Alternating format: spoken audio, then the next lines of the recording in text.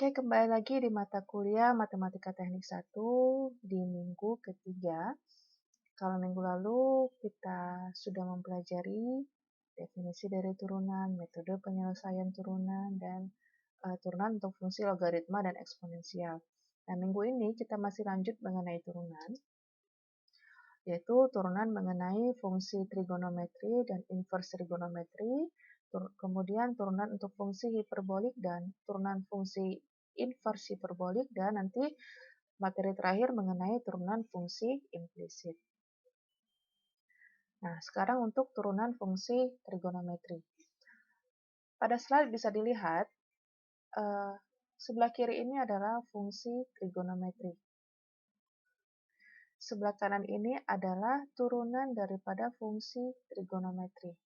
Ya, jadi, misalkan di sini kita punya fungsi f(x) sama dengan cos x, maka turunan dari cos x itu adalah min sin x. Kemudian turunan dari sin x itu adalah cos x. Turunan dari tangan x itu adalah secant kuadrat x, dan seterusnya. Nah, ini adalah turunan fungsi trigonometri yang bisa kita turunkan secara langsung. Akan tetapi, kebanyakan daripada fungsi trigonometri itu tidak bisa kita turunkan secara langsung, atau dia merupakan fungsi komposit. Yang mana kalau fungsi komposit itu harus kita selesaikan dengan aturan rantai. Nah, sekarang kita masuk ke contoh untuk turunan fungsi trigonometri.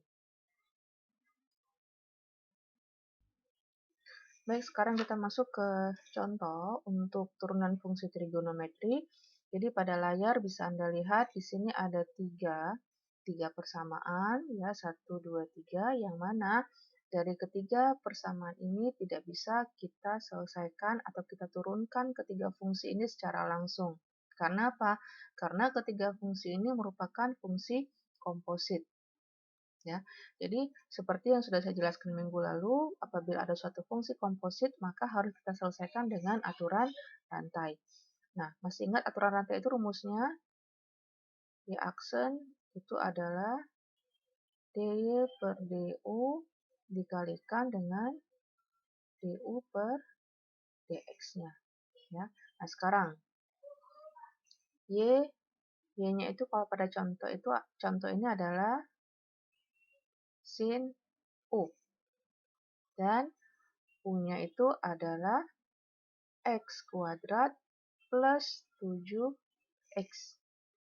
Nah, dari y ini akan kita dapatkan dy per du. Turunan dari sin u itu adalah cos u, atau sama dengan cos x kuadrat plus 7x. Ya. Kemudian dari u ini akan kita dapatkan du per dx, yaitu turunan dari x kuadrat plus 7x. Turunan dari x kuadrat plus 7x itu adalah 2x plus 7. Sehingga ya aksennya kita dapatkan, ya aksen itu adalah dy per du dikalikan du per dx-nya. dy per du-nya itu adalah cos x kuadrat plus 7x plus 7x, ya. Kemudian du per dx-nya itu adalah 2x plus 7. Oke, jadi ini adalah penyelesaian untuk contoh pertama. Nah, sekarang kita lanjut ke contoh yang kedua. Ya. Contoh yang kedua, di sini kita punya y sama dengan sin x kuadrat plus 7x yang dikuadratkan. Ya. Sama, jadi untuk mencari turunannya atau y-aksennya kita masih menggunakan rumus yang ini. Nah, sekarang kita tentukan dulu. Y-nya itu adalah sin u. Ya. Kemudian u-nya itu adalah x kuadrat plus 7x yang dikuadratkan. Oke. Untuk dy per du-nya, itu adalah turunan dari sin U. Turunan dari sin U itu adalah cos U. Atau sama dengan cos X kuadrat plus 7X yang kita kuadratkan. Nah, sekarang perhatikan yang U. Atau yang akan kita cari itu adalah DU per DX-nya. Anda lihat di sini persamaannya itu adalah X kuadrat plus 7X yang dikuadratkan. Maka ini merupakan fungsi komposit juga. Jadi untuk DU per DX ini kita selesaikan juga ini dengan aturan rantai. Jadi kalau kita jadikan dalam bentuk fungsi komposit, maka ini ya itu adalah 2U ya. 2U dikalikan dengan 2X plus 7 ya. U-nya kita masukkan. U-nya itu adalah 2 dikalikan dengan X kuadrat plus 7X dikalikan dengan 2X plus 7.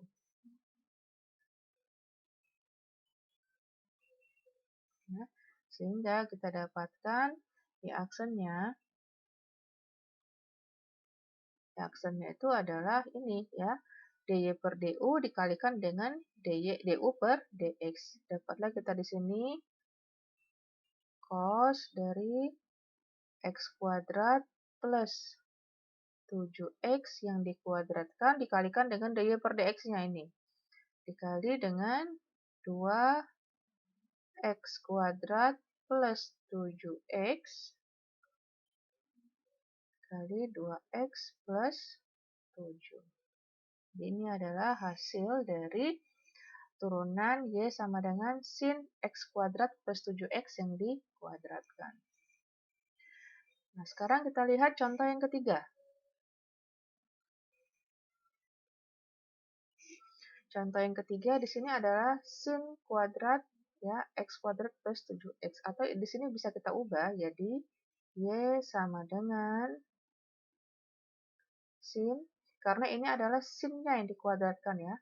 Sin X kuadrat plus 7X yang dikuadratkan. Ya. Kalau seperti ini akan lebih mudah kita selesaikan. Maka di sini Y-nya itu adalah U kuadrat. Ya. Kemudian U-nya itu adalah sin X kuadrat plus 7X. Ya. Nah, sekarang selanjutnya kita cari dy per du-nya. dy per du itu adalah turunan dari u kuadrat. Turunan dari u kuadrat itu adalah 2u. U-nya kita masukkan, dia menjadi 2 sin x kuadrat plus 7x. Ya. Kemudian u-nya. Nah, u-nya yang kita turunkan itu adalah sin x kuadrat plus 7x. Ya. Jadi ini kita selesaikan dengan aturan rantai juga. Ya, jadi kalau Anda lihat di contoh 1 pertama tadi, ini sama ya, turunan dari sin x kuadrat plus 7x. Ya, langsung kita masukkan saja, jadi U aksennya itu sama dengan yang ini. Ya, itu cos x kuadrat plus 7x dikalikan dengan 2x plus 7. Ini du ya. du per dx-nya ya. Sehingga ya aksennya kita dapatkan tinggal kita masukkan saja ya.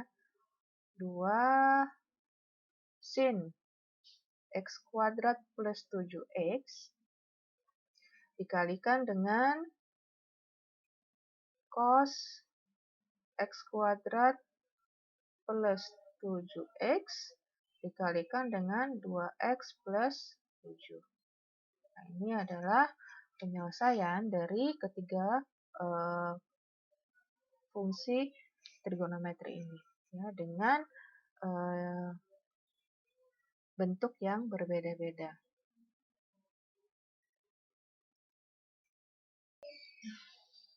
Nah, sekarang ini adalah tugas ya yang harus Anda kerjakan.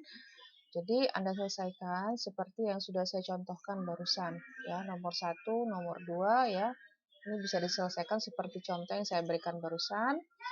Nomor 3 ini Anda selesaikan dengan aturan perkalian, turunan dengan aturan perkalian. Nomor 4 ini bisa Anda selesaikan dengan aturan pembagian. Ya. Nomor 6 juga dengan aturan perkalian, dan nomor 5 ini Anda selesaikan dengan aturan rantai. Ya. Oke, silakan dikerjakan ya, dan diupload di e-learning kita.